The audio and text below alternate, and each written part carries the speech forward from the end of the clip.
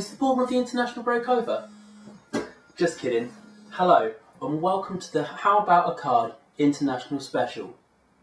On today's show, we've got some blistering hat-tricks,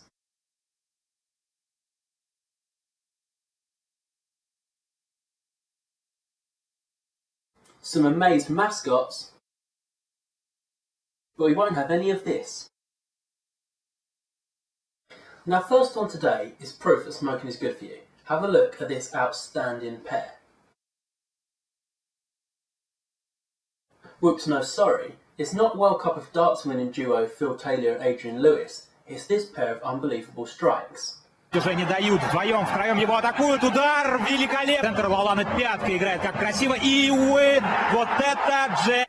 Yeah, it's everyone's favourite smoker Jack Wilshere, bailing England out with a fantastic brace. Since coming back from injury, Wilshere's been like the Terminator, also scoring this unbelievable goal against West Brom on the last day of the season. He's also favourite to be new FIFA president, that is if it's decided over Twitter, because we all know what happens when Arsenal fans get on there.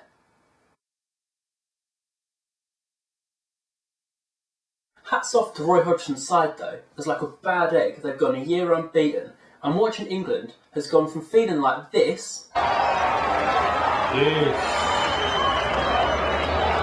to feeling like this.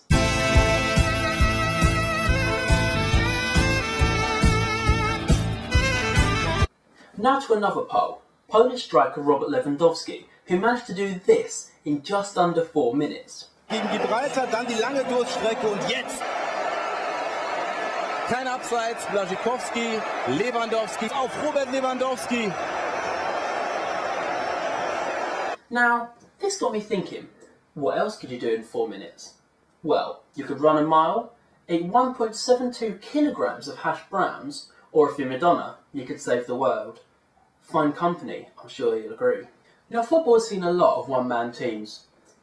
Gareth Bale and Tottenham, Robin van Persie and Arsenal, Blackpool last summer, and the World Cup last year even saw a no-man team.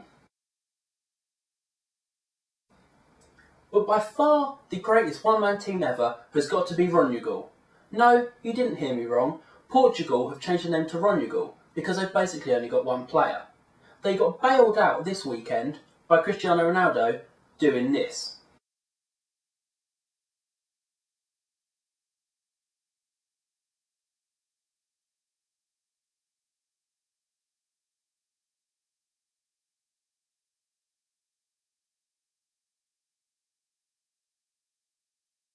Yes, that's him again leading the way with a classy hat-trick against football geniuses Armenia. I'm sure they're in for a chance of winning Euro 2016 if they play like that. Host France have had Les Bleus this weekend after losing to Albania, who are more suited to Eurovision than the European Championships. This followed a 4-3 defeat to Belgium, when a character seemingly impersonating Marouane Fellaini scored 2 unbelievable goals. Fellaini back in from Vertonghen. Varane's header falling only for Nainggolan, tries to work the angle, and the flag is there. Ora un cross, Fellaini! Now I'm sure Louis van Gaal has only seen this form on his FIFA managerial career, and perhaps in his wildest dreams. Spare a thought though for Albania, who are constantly caught in the crossfire with Switzerland about gaining the services of international players. I mean, they could even have ex-Bayern Munich legend Shaqiri. On to groundsmen now, and we have seen some beautiful football pitch patterns. The circle, the Arsenal, the stripe, the crisscross.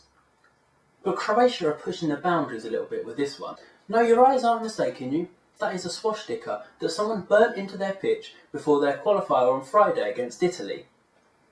Now this game was already behind closed doors because Croatia had been banned for their fans' behaviour. I think it's time for a travel update.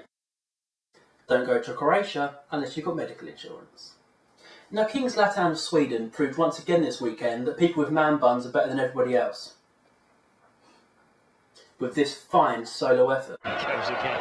It's like the big kid in the playground, isn't he? Oh! Although, it wasn't his goal against Montenegro that was the highlight of the game. It was these two mascots. Have a look at this.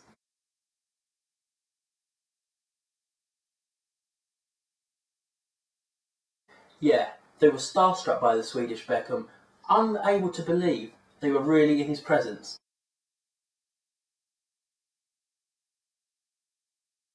Unlike England, where this mascot has to tell Wayne Rooney how to do up his shoelaces.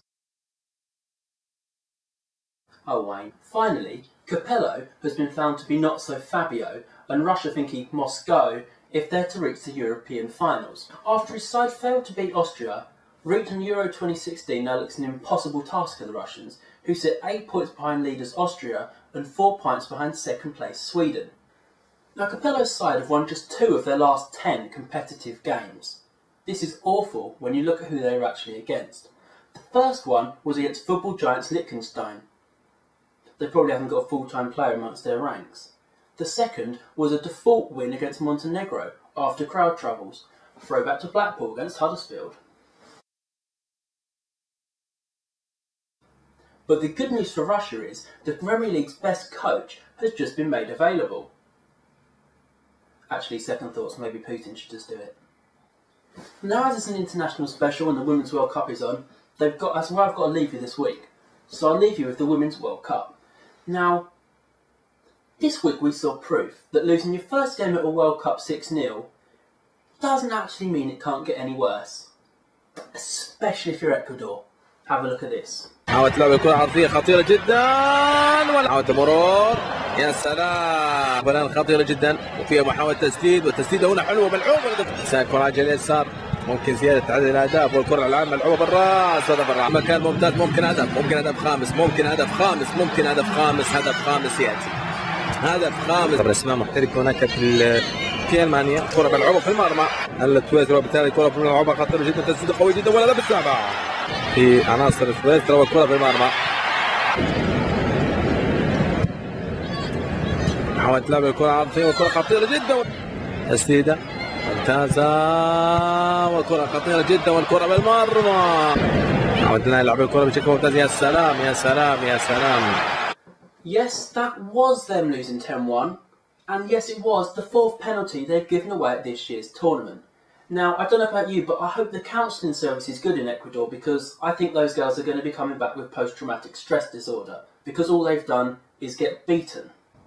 Join me next week for my Wimbledon special as I chip, chase, volley, slice and Serena my way through the Wimbledon hopefuls with news, views, analysis and mainly character assassinations. Also, check out the first episode of How About a Card on Alex K at YouTube and catch me every week for the latest in my series. Thank you for watching.